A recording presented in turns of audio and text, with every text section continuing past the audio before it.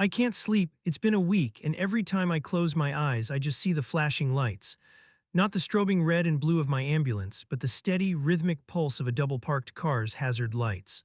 Blink, blink, blink, that's the part that's eating me alive. Last Tuesday we got a call, motor vehicle collision, intersection of 12th and Elm, bad one.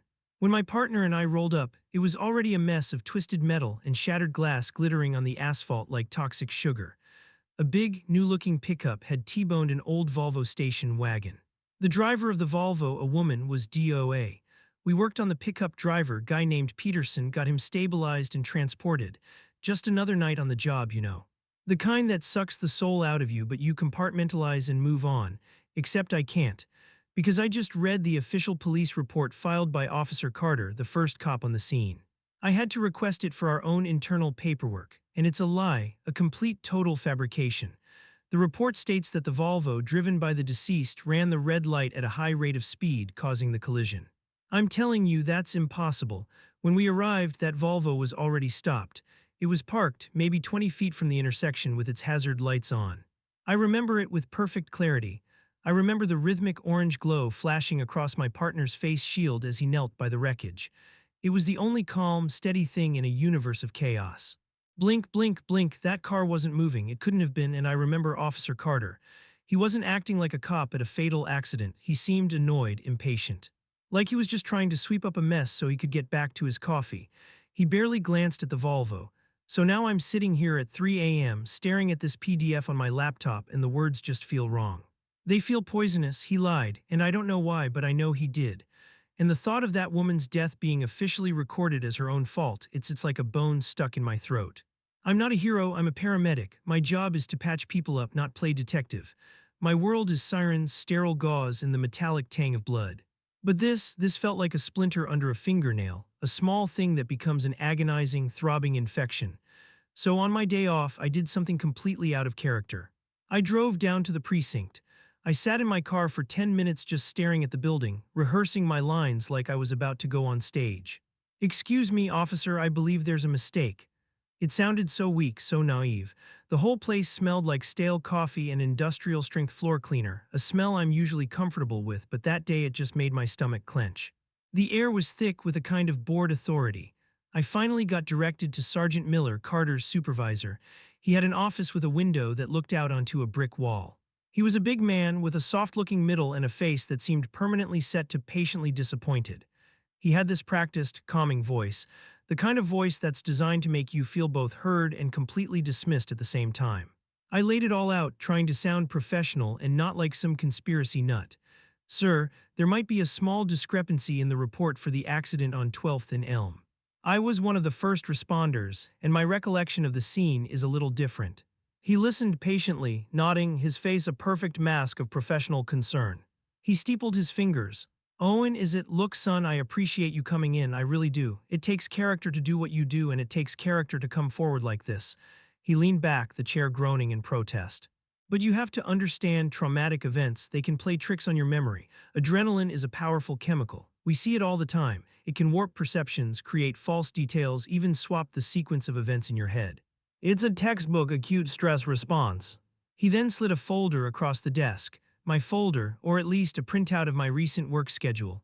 Says here you were at the end of a 12-hour shift. A real meat grinder of a shift, too. The pileup on the interstate, that domestic call that went bad, that's a lot for anyone to carry. You must have been exhausted." The way he said it, it wasn't an accusation, it was a diagnosis. A gentle, paternalistic planting of a seed of doubt. He made me feel like the one who was broken, the one who was emotionally compromised. I tried to push back, but I remember the hazard lights flashing on my partner's face shield. "It was so clear." He just gave me a sad little smile. "I'm sure you do. The mind is a funny thing. It clings to details to make sense of the senseless." I walked out of that station into the bright afternoon sun feeling hollowed out. The certainty I had walked in with was gone, replaced by a cold, creeping fog of self-doubt. What if he was right? What if the chaos of the scene, the fatigue, the sheer horror of it all had just rewired my brain? I saw the flashing lights, I was sure of it, but standing there on the precinct steps for the first time I wondered if I had just imagined them. The feeling was worse than anger. It was like vertigo, like the ground beneath my feet was no longer solid, and I was the only one who could feel it shifting. I got home and just sat in the silence of my apartment. The cop's words were echoing in my head, a greasy little feedback loop of doubt. Traumatic events play tricks on your memory, exhausted. Was I going crazy? Was I so arrogant that I couldn't accept I might be wrong? I felt so completely alone, so I did what people do now when they're screaming into the void. I went online. I found a forum, one of those places where people post about legal questions and weird situations, and I just typed it all out. I didn't use my real name, of course. I was just a username, another anonymous voice lost in the digital static. I explained my job, the accident, the report, the conversation with the sergeant. I ended the post with, "Am I losing my mind or should I be worried?" The first wave of comments was exactly what Sergeant Miller would have predicted. "Dude, you are tired. Listen to the cops. PTSD is real, man. Get some help. You're a paramedic, not a forensics expert. Let it go." Each one was another little shovel of dirt on the coffin of my confidence. I felt like an idiot. I almost deleted the whole thing, but then I decided to add one more detail. I edited the post. Edit, wow, okay, a lot of you are saying I misremembered. I get it, but here's the thing I can't shake, the detail that's keeping me up at night. I remember the hazard lights so clearly because their rhythm was steady, unlike the chaotic strobing of our own lights. And I watched that orange pulse flash across my partner Dave's reflective visor over and over again, while he was checking the Volvo driver's vitals. It was like a metronome in the middle of a hurricane. Blink, blink, blink. That's not a memory of the crash, it's a memory of the aftermath. The car was already dead in the water when we got there. That edit changed everything. The tone of the replies started to shift, but one comment buried under a dozen others made my heart stop. It was from a user with a handle like Crash Geek78 or something equally nerdy. His comment was short and to the point. This isn't about your memory, it's about data. If the vehicle was stationary with its hazards on, its Event Data Recorder (EDR), the car's black box would show pre-crash data of near zero speed, no acceleration, no hard braking. If it was speeding through a red light, the EDR would tell a completely different story. One is a parked car being hit, the other is a reckless driver. The data doesn't get tired or suffer from trauma. It's the one witness that can't be gaslit. That data is admissible in court and it's absolute. I read it once, then I read it again, EDR. A black box, it was like someone had just thrown me a rope in the middle of the ocean. Suddenly, this wasn't about my flawed human memory anymore. It wasn't my word against a cop's. It was about a little box of circuits and memory chips that held the objective, cold, hard truth. The fog in my head started to clear, replaced by something else, something sharp and hot. Anger, the sergeant hadn't just dismissed me, he had deliberately tried to make me believe I was unreliable. And for the first time, I started to wonder why. That one comment from Crash Geek78 flipped a switch in my brain. The doubt didn't vanish, but it was drowned out by a buzzing, obsessive need to know more. EDR became my North Star. I spent my next 2 nights off falling down an internet rabbit hole, fueled by lukewarm coffee and a growing sense of dread. I learned everything I could about event data recorders, how to access them, what they record, the legal battles fought over their data. It was a whole world I never knew existed. But the EDR was just the key. I still needed to know what door it unlocked. Why would a cop go to the trouble of falsifying a report for a simple traffic accident? It made no sense. So I started digging into the victim. Her name was Alice Sharma. The news reports were brief, just a standard tragic accident story. Middle-aged woman, local resident, pronounced dead at the scene. Nothing special, but I kept digging.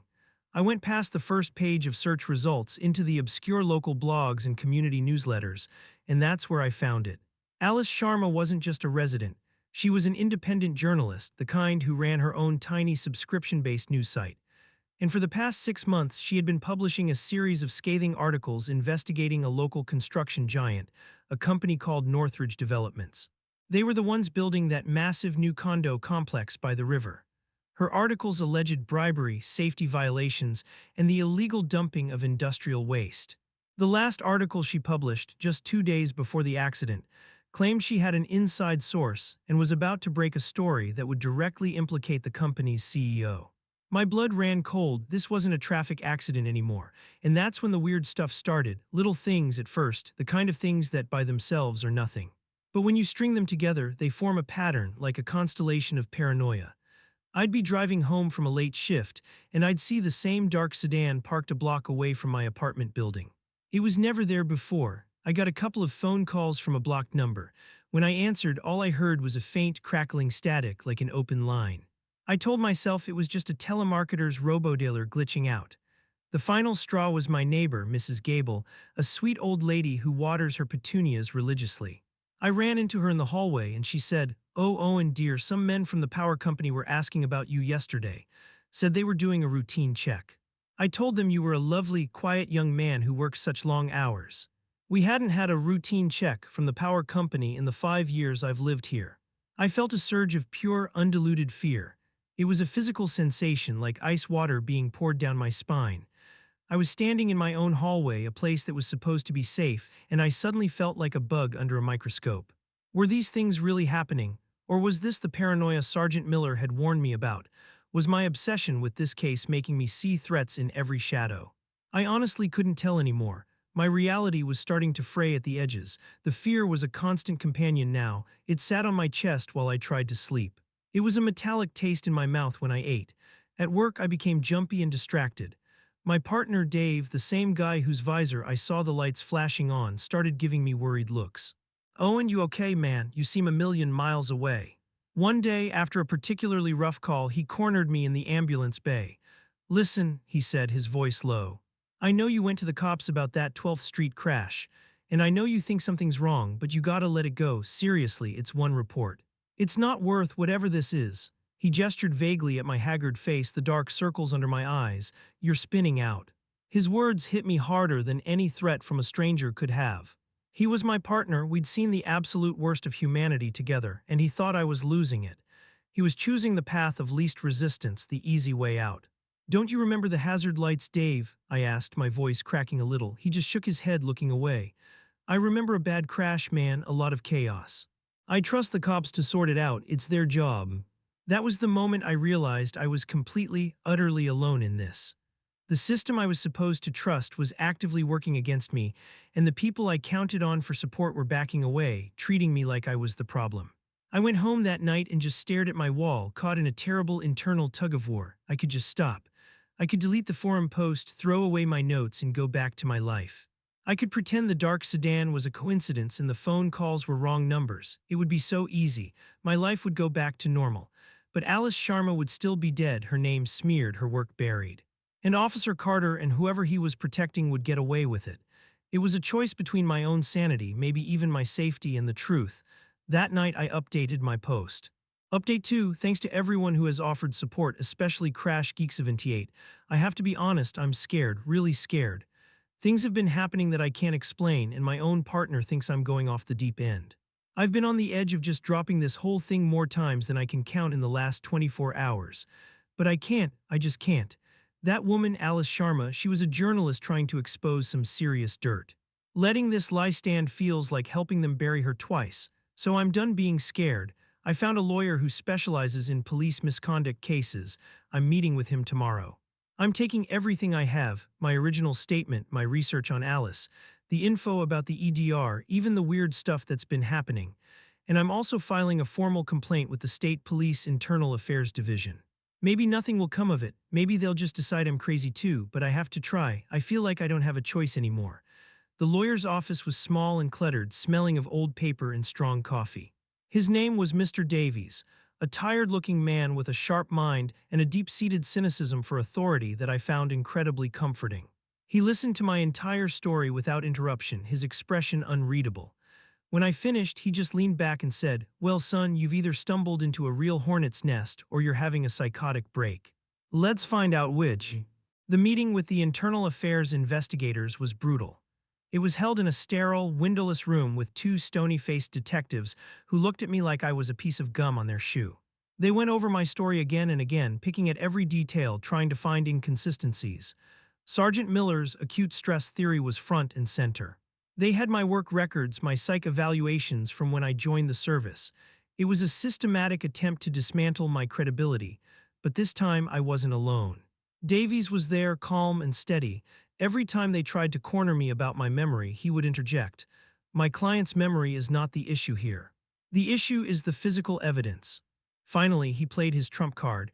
"We are formally requesting that the event data recorder from the victim's vehicle, a 2011 Volvo XC70, be impounded and subjected to an independent third-party analysis." The shift in the room was palpable. The investigators exchanged a look. This wasn't about a stressed-out paramedic's hazy recollection anymore. This was about hard data they couldn't just dismiss. Weeks of silence followed. It was agonizing. I went to work, did my job, and tried to pretend my life wasn't hanging by a thread. Then one morning I got a call from Davies. They found it, he said, his voice flat. The EDR data is unequivocal. The vehicle's speed was 0 for the 5 seconds preceding the collision. The brake pedal was not depressed. The hazard lights were active. The official report was a fabrication. The truth, when it finally came, wasn't a triumphant explosion. It was a quiet, heavy thud. The investigation that followed was swift and ugly. The driver of the truck, Peterson, was the son of the CEO of Northridge Developments. He'd been drunk. Officer Carter, who had a gambling problem, had taken a hefty bribe to flip the story and pin the blame on the dead journalist who was about to ruin their family. Carter was suspended, then indicted. Justice, I guess, but it came at a price. The story leaked within the emergency services community. My name wasn't in the papers, but people knew. Cops at accident scenes would give me the cold shoulder. My fellow paramedics looked at me differently, like I was a snitch, someone who had broken the unspoken rule of looking the other way. Dave put in for a partner transfer. He never said it was because of me, but we both knew. The job I loved, the camaraderie that made the horror bearable, was gone. I had won. But I felt utterly defeated. Final update. Hey everyone, it's been a few months. A lot of you have been messaging me asking what happened, so I figured I owed you all a final post. It's over. Officer Carter was convicted of falsifying a report and accepting a bribe. He got a year, but will likely be out in 6 months with good behavior. The CEO's son, who was driving drunk, got reckless endangerment and a 2-year suspended sentence. He won't see a day in jail. Northridge Developments is still building their condos. I did the right thing, I know that, but I want to be honest with you all. There's no feeling of victory. Every time I drive by 12th and Elm, I don't feel pride, I just feel tired. Bone tired. I'm a pariah at work and I'm looking for a new job in a new city. I saved a dead woman's reputation, but I torched my own life to do it. Thanks for listening to me when no one else would. You guys kept me sane, or maybe you just fueled the obsession. I'm still not sure which.